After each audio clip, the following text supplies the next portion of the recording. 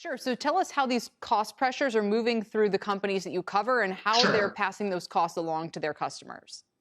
Yes, of course. And packaging, of course, is very critical.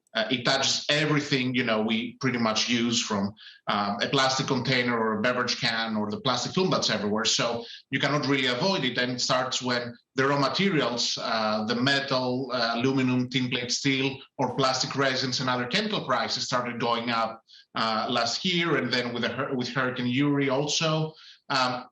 So this has been a tremendous amount. So the packaging companies have seen a tremendous amount of inflation, and a lot of them are trying to offset it, obviously, in order to make sure they don't erode their margins by passing this on to their customers, which are the consumer packaged goods companies. Some of them actually have contractual pass-throughs. Many of them do it based on the agreements they have. A few months later, if resin prices are higher, well, it's the consumer goods company that's going to pay that inflation, not the packaging company, which I cover. But there are others also that don't have this mechanism, and they're still going at it very strong because demand for packaging is extremely strong right now. Many substrates are sold out. So they're doing whatever they can to raise price, and obviously that should find its way to the end consumer at some point. Exactly. So you're talking about packaging prices increasing as much as 20% or more in some cases. And ultimately, this will find its way into the end consumer. The companies that you're talking about here, we don't often cover them, but this is a key part, obviously, of the supply chain. Amcor, Aptar, Ball, Berry Global, Crown Holdings, OI Glass, Sealed Air, Silgan Holdings, Sunoco. Who would you say you're most positive on right now?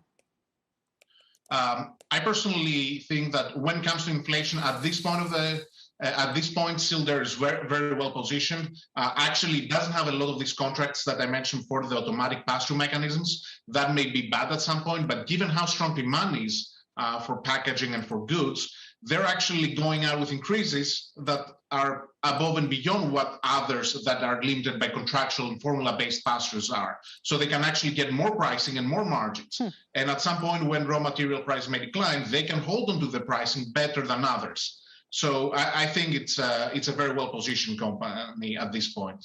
Sure. So your favorites there, we're showing them: Sealed Air, Crown Holdings, and Berry Global Group, all down over the past 3 months, but up about 20% over the past year. I'm curious if there's anyone who you think is going to feel the squeeze a little bit more. We know that a lot of companies are able to increase their profit margins, like you've been discussing. Whatever price they take, they raise it a little bit more, and they kind of benefit from that spread. Is there anybody who might not have that luxury? They might see people substitute out to a different kind of competitor, come up with some other solutions versus paying that higher price? Well, right now, these companies are pretty fortunate that inflation is going up across the board. So in the past, perhaps there could be some substitution across substrates from paper to metal or plastic on the margin, obviously, because it's not very easy to change something like that. But right now, pretty much every substrate is seeing higher pricing. So recovered paper prices are skyrocketing. Resin prices are very high, aluminum. So there isn't really anywhere for the consumer goods companies to hide. They have to pay no matter what packaging they're getting.